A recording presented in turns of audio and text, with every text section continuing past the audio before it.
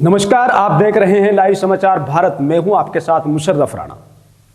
आज का हमारा खास और बेहद जरूरी कार्यक्रम रिश्वत के बिना क्यों नहीं चलता सिस्टम।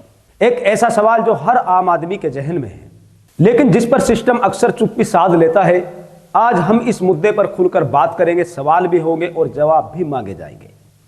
इन्हीं सवालों का जवाब जानने के लिए इस वक्त हमारे साथ लाइव जुड़ रहे हैं लाइव समाचार भारत के एग्जीक्यूटिव एडिटर, पूर्व आईपीएस अधिकारी ओपी सागर साहब, जो कानून, प्रशासन और पुलिस सिस्टम की जमीनी हकीकत को बेहद करीबी से जानते हैं। ओपी सागर साहब, जब रिश्वत मांगना और लेना कानूनन अपराध है, तो फिर थानों और तहसीलों और दफ्तरों में ये खुलेआम कैसे चलता है? क्या कानून कमजोर है या फिर कानून लागू करने वालों का इरादा कमजोर है? इस पर क्या कहेंगे ओपी सागर साहब? देखिए, इसमें यही कहना है कि इरादे कमज़ोर हैं। हर आदमी स्वार्थी बहुत है। हमारे देश में ख़ास तौर से स्वार्थ इतना ज़्यादा है कि अपना काम आदमी तो कैसे दूसरों से सुपरसीड करके अपना काम करा ले, जल्दी करा ले, और वो जो है चाहे दूसरे का काम हो ना हो, हमारा काम हो जाए, इसीलिए जो है ये रिश्वत की पेशकश की जाती है। अगर कोई आम नागरिक रिश्वत देने से इनकार कर दे तो जमीनी सच्चाई क्या है? क्या सिस्टम वाकई उसकी सुरक्षा करता है या फिर ईमानदार आदमी को ही फाइलों के चक्कर और डर के जाल में फंसा दिया जाता है? इस पर क्या कहेंगे ओपी सागर साहब? बिल्कुल स्पष्ट है। देखिए, अगर रिश्वत जो भी नहीं देगा, इनकार कर देगा, तो जाहिर सी बात है उसका केस जो है उसका काम बिल्कुल रुकवा देगा, काम खराब कर देगा इरादा हो। तो ऐसी दशा में हर आदमी सोचता है रिश्वत दे के ही अपना काम करा लो, बेहतर रहेगा, बजाय इसके कि कोई हम और पंगा लें, अड़ंगा लगे हैं। तो ये इसीलिए आदमी डर के मारे ऐसा नहीं करता है। Anti corruption bureau, RTI, Lokayukta जैसे कई मजबूत देश में कानून मौजूद हैं, फिर भी आम आदमी शिकायत करने से डरता है। क्या डर सिस्टम का हथियार बन चुका है और कानून सिर्फ कागजों तक सिमट गया है? इस पर क्या कहेंगे? जितनी एजेंसीज हैं, खासतौर से जो एंटी करप्शन लेवल का काम करती हैं, उनमें भी बहुत सारा वो है, क्या कहते हैं जिसको कि मेरे ख्याल में वहाँ पे भी बहुत हिचक है। और वहाँ के भी एजेंसीज जो हैं, हर तरीके की एजेंसी शिकायतकर्ता को भी परेशान करती है। और मैंने अमूमन ये देखा है, जिसको वो एजेंसी बुरा ना माने, कि उन एजेंसीज में काम करने वाले व्यक्ति भी करप्शन को और बढ़ावा देते हैं। जिसकी शिकायत करेंगे उसके साथ में मिल जाते हैं, और मिल जाते हैं तो फिर जाहिर सी बात है शिकायतकर्ता परेशान, और जिसकी शिकायत की गई है वो मौज में है। तो ये बहुत बड़ी दुविधा है। ऐसी कोई सिस्टम इवॉल्व करना चाहिए कि शिकायतकर्ता का नाम ना आए, शिकायतकर्ता का पता ही ना चले, और वो एजेंसी सक्रियता से उस शिकायत के ऊपर कार्रवाई कर ले।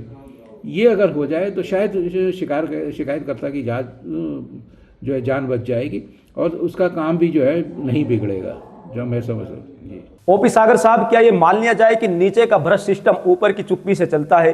क्या बिना राजनीतिक और प्रशासनिक संरक्षण इतना बड़ी रिश्वतखोरी मुमकिन है? इस पर क्या कहेंगे ओपी सागर साहब? नहीं, बड़ी रिश्वत तो बिना ऊपर की मर्जी के नहीं चलती, लेकिन छोटी रिश्वतें जो हैं, जिससे कि साधारण व्यक्ति, सामान्य व्यक्ति उससे बहुत ज़्यादा परेशान रहता है, उससे बहुत दिक्कतें हैं। और उस पर कहते हैं बहुत ऊपर वालों का संरक्षण भी नहीं होता। मैं जानता हूँ कि छोटे मोटे काम बहुत सारे ऐसे हैं जिनको कि 2 रुपये 5 रुपये जो पहले कहा जाता था, अब वो 100 रुपये 200 रुपये 500 रुपये, या इस तरीके के काम। कोई भी व्यक्ति, आप किसी अफसर से मिलने जाइए, चपरासी को 100 रुपये दे दिए तो मिला देगा, वरना कहेंगे लंच पे है। इसी प्रकार से कोई और काम होगा छोटा मोटा, जेन्युइन काम, जिसको कि कायदे में रोकना नहीं चाहिए, लेकिन वो जो है वो काम भी इसलिए रोक दिया जाता है कि कुछ चढ़ावा आए तब हम कराएं। तो ये एक सामान्य परंपरा यहाँ पर हो गई है, और इसको रोकना बहुत ज़रूरी है, वरना बहुत ही ख़राब हालत है। इस सिस्टम को सुधारना पड़ेगा। अच्छा है आपका चैनल जो है ये बहुत महत्वपूर्ण प्रकरण उन्होंने अपने ज़िम्मे लिया है, और मैं समझता हूँ कि कुछ ना कुछ सुधार ज़रूर आएगा। जो लोग इस चैनल को देख रहे हैं वो ज़रूर जो है इस बात पे सोचेंगे, मनन करेंगे कि ये किस तरीके से ख़त्म हो, और उनके सुझाव हम लोग भी आमंत्रित करते हैं कि वो जो है उन सुझावों को दें, ताकि हम उसको शासन प्रशासन को बताएं और उसमें आगे सुधार हो और पब्लिक को उसमें आसानियाँ हों।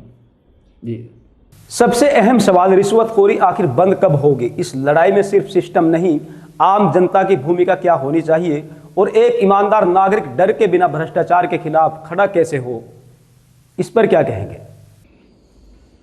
देखिए, जो मेरा अनुभव है उसके आधार पर मैं यही कहना चाहता हूँ कि जो रिश्वत के जो भी चैनल्स हो सकते हैं, पॉकेट्स हो सकती हैं, उनको प्लग कर दिया जाए। और प्लग कैसे होगा? बहुत सारी चीज़ें ऑनलाइन होने भी लगी हैं और चीज़ों को भी ऑनलाइन कर दें। और ये जो है बीच में जो इंस्पेक्टर राज कहता है, इस सब को ख़त्म किया जाए। इन जो है इंस्पेक्टर राज, बाबू राज, ये फाइल और ये सब हर आदमी अपना काम कराने के लिए, अगर मिसाल के तौर पे आरटीओ दफ्तर में या पासपोर्ट दफ्तर में ऑनलाइन जो है वो मिल जाता है, अपॉइंटमेंट मिल जाता है, उस पर अपना काम कराने के लिए उस समय पर पहुंच जाता है। लेकिन अगर यही नहीं है तो वो जाता था अपना 100-200 रुपये, 500 रुपये, 1000 रुपये देगा, कह रहा भाई मेरा टाइम लगा दो, कह रहा है अभी 4 महीने बाद आओ, नहीं क्या पैसे ले लो, तो ये 4 दिन बाद का हो जाएगा। ये इस तरीके की छोटी छोटी चीज़ें हैं ना, इनकी वजह से ही करप्शन है, इन्हीं की वजह से दिक्कतें हैं और आम आदमियों के लिए। बहुत बहुत शुक्रिया ओपी सागर जी, आपका तमाम जानकारी साझा करने के लिए। तो ये थे पूर्व आईपीएस ओपी सागर साहब, जिन्होंने बड़ी बेबाकी के साथ हर एक सवाल का सटीकली जवाब दिया है। इन्हीं सवालों के साथ मुझे दीजिए इजाजत। मैं हूं मुशर्रफ राणा, आप देख रहे थे लाइव समाचार भारत।